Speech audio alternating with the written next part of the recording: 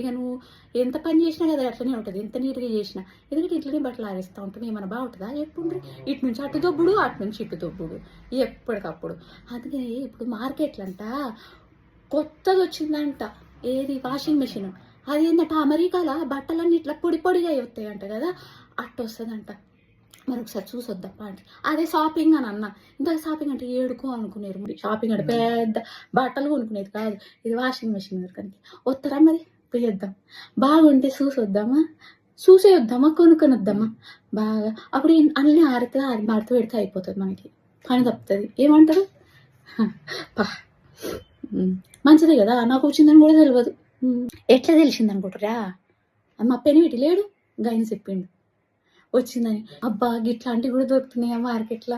అబ్బో ఎప్పుడు తినేటివే ఉంటాయి అనుకున్నా, ఇసుంటివి కూడా వచ్చినాయి అని నాకు ఎరకలే. సరే పోయి చూసి కొనుక్కుందాము.